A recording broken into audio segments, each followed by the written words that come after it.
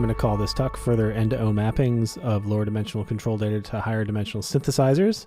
And in this talk, I'm going to basically just do a quick review of the neural net synth setup I've got, hopefully giving a better example of it than last time. I've got a nice video with an overhead shot, and then I'm going to talk about one of the more just kind of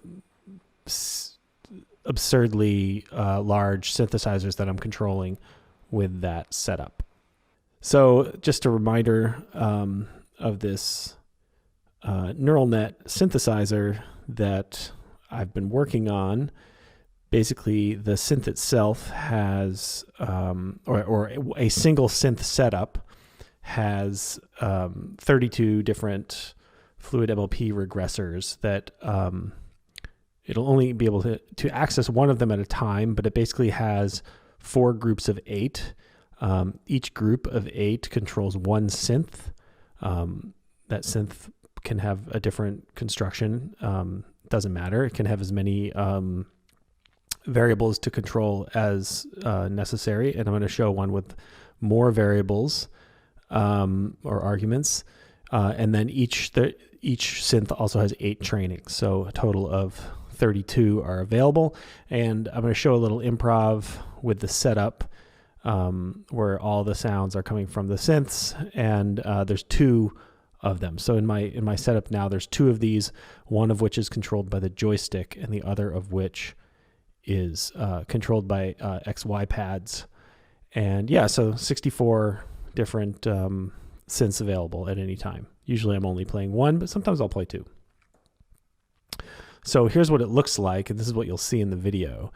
And you can see NN synth controls. So here's the controls for, so the bottom right red, NN synth 1 double XY controls. So the XY is what's sending the values into the synth. This bar, the bar 4 above it, is the thing that is that's controlling which synth I'm playing, which of the 4. And then this 8 box here controls which of the 8 trainings I'm on. Above here, this one is linked to the synth 1. These sliders will kind of move around while I'm playing synth 1, and so it's the 16 values that are, or the first 16 values that synth 1 is controlling. It can be useful for me to be playing down here in the the XYs and then control one of the sliders, but I don't do that in this video. Then the second synth is being controlled by the joystick, and the purple in the middle are the extra controls. So the joystick has so you can see in the first synth, there's the 4 buttons that switch between the synths. Well, the joystick has 4 buttons. So those are the switches between the synths. And then these 8 buttons here switch between the training for the synth. And I can switch between trigger on off, like mono trigger on off, stay on, or polyphonic, which for the joystick makes sense. Doesn't make as much sense for the XY, but so yeah. So then the synths are also routed, and they can kind of go directly out. They go through like this bottom set of stuff on the left, which is all these, I call them interrupt modules, where the sound, if nothing here is doing anything, then the sound will just go through and it'll come out as the synth that I'm playing. And otherwise I can interrupt the sound with different effects. So there's like a really quick like looper, a longer 8-second loop. I've got a reverb and a kind of variable delay, and it's going through all these things. And then at the top, so the other thing we can route to, so we can route directly out, but I can turn that down and turn up routing to the whole rest of my instrument. So I can basically send the audio of the synths through all of the processes that I would normally use on an instrument. and so I can process them that way, and that gives me access to like granular stuff and longer different delays. And in that case, the synth won't be going out directly; it'll only be being processed, which can also be affected down in the lower right. So another way to look at that is that there are these two NN synths, and then this other feedback synth, which I'll play a little bit in the video. Those go into a router. The audio can either go to all my other processing servers, or it can go out to these interrupt processes. And then that goes out to the speakers. All right, let's watch this video.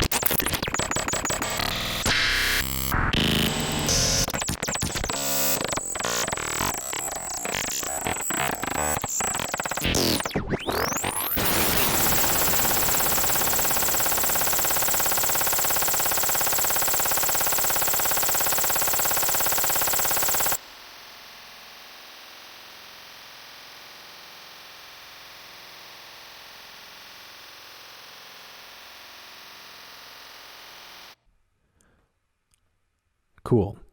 So now I'm going to talk about one of the synths that I really like. And the reason I'm going to talk about this one is because I kind of was trying to make a really extreme one. I was trying to make one with a ton of arguments to control.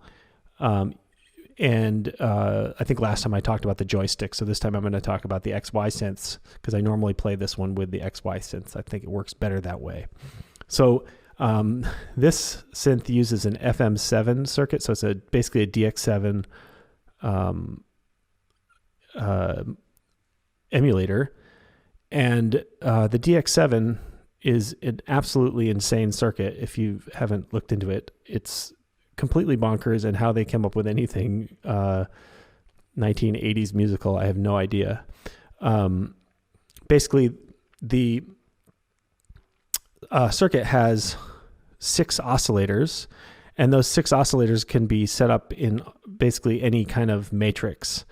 And the oscillators have control on them of frequency, phase, and amplitude for each. And then each oscillator is given a number that corresponds to the amount of modulation it gets from the other 5 oscillators and itself. So you can modulate each oscillator with all of the oscillators. So there's this those are the controls over the synth in Super Collider. Hopefully that made some sense. I'm going to show it a couple different ways. It's really funky. Here are the 32 original algorithms of the DX7. So this was the 32 different setups that Yamaha came up with. This is really cool, just wacky stuff. How they came up with this, I have no idea, but it's kooky. So you can see, sometimes oscillators are fed into each other, but sometimes they're feeding back in different ways, feeding back with themselves. There's all kinds of routing matrices going on, and that's how they came up with all these sounds. So I'm going to just play the 32 different sounds of the DX7 in a row.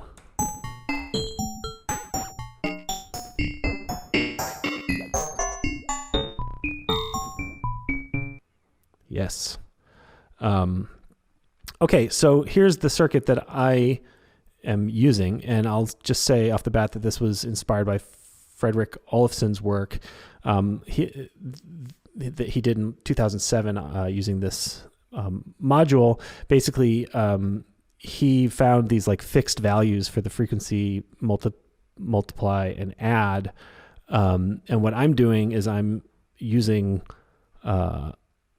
I'm controlling values of oscillators to modulate those values. So I'm only using 3 oscillators, and because I think it would get a little crazy. I'm already using the neural net to control 50 arguments, but I'm only using 3 oscillators because already there's so much potential, and we in fact only hear 2 of them. We don't hear the 3rd oscillator. So each of these oscillators has frequency, phase, and amplitude control that you can control. I'm not messing with the phase, so I don't touch that because I'm going to do phase modulation through the phase modulation array. And I am controlling, so anytime you see this kind of stop sign, diamond, diamond, diamond, it's a sawtooth wave where I have argument control of the frequency, multiplier, and add of the sawtooth wave. So the diamonds are things that are being controlled by the neural net, and this is just the sawtooth wave. So I'm controlling the frequency of the oscillator with one of these, and the amplitude of the oscillator with one of these. For oscillator 2, same thing. Oscillator 3, same thing. Now the phase modulation array is controlling how much each oscillator modulates the phase of each oscillator. So here's oscillator 1. It has a sawtooth wave that I'm controlling these 3 values on, that's telling it how much feedback of oscillator 1 goes into oscillator 1, how much of oscillator 2 modulates oscillator 1, how much of oscillator 3 modulates oscillator 1, and so on. After that, the sound goes through a filter, which also the network is controlling the frequency, the Q, saturation, mode, and mix. So there's 50 independent arguments that are being controlled by the neural net. This is another way to look at the circuit, which I think it looks more like the DX7 circuit. So the oscillator that we're hearing, and then the LF saws that are controlling frequency and amplitude, going out to this matrix, which has 3 oscillators controlling the different routing to each oscillator. So it's a wacky circuit, and I think that is, as I said last summer with my other synth, I think that is kind of important for this neural net stuff, or at least for me it works really well, is to create a system that is kind of complex beyond comprehension, and then then train the neural net on that, because that's when it does something that I couldn't do otherwise. So here's the code of the FM7 saw. So I'm doing some stuff here where it's terse because I basically use these collections to make the collections of oscillator modulations, modulating oscillators. And yeah, it's pretty simple. And just a couple things here. So multiple NN mappings in one interface. So there's 50 different controllable parameters in this synth. And there's just so many different sounds in there. It's also I'm controlling with the 45 of the parameters, I'm controlling oscillators. So the oscillators are moving based on the parameters, which makes it, or they're moving slowly. They're like the frequencies are like around, they're subsonic. So they're like 3 or 1 or less than 1. And yeah, so a 50-dimensional space. So even if each of those 50 has just 100 points, so it's less than MIDI, we have a space with 10 to the 100 points, which is a huge space. So like all of these things, there's these little pockets of glorious sound, and then a lot like wastelands. And sometimes it'll even get stuck in like a weird space, that's kind of fun. And training involves finding one of these little pockets in that giant space and training around it. And I think that's the obvious solution to having, or why I'm having like multiple mappings of each synth, because there's just so much room there for variation, and I want to be able to have variation in the playing.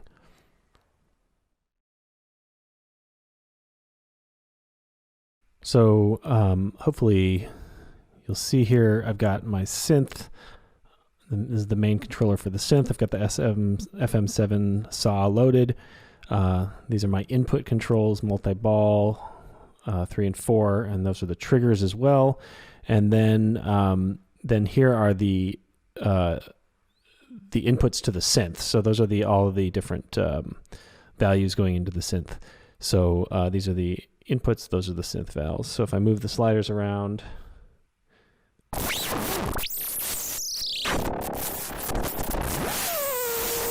so it's very slow because it's like very low importance, so I don't care about what it looks like, but you can see that all those sliders are moving.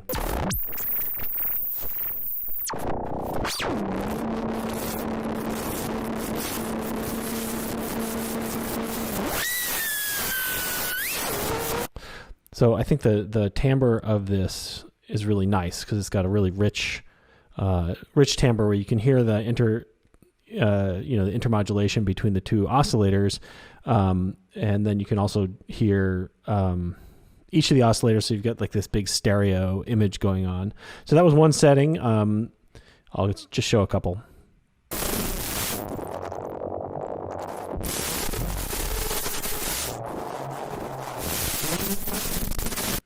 That was another one. Here's a second one.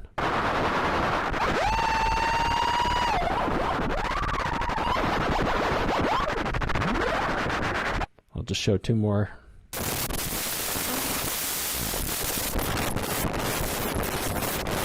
And then 1 more.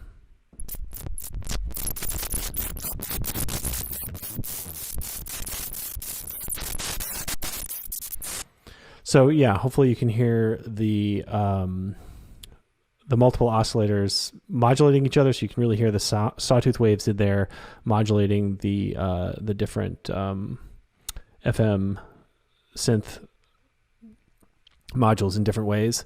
And yeah, and I think the nice richness of the stereo image is important to this synth in particular.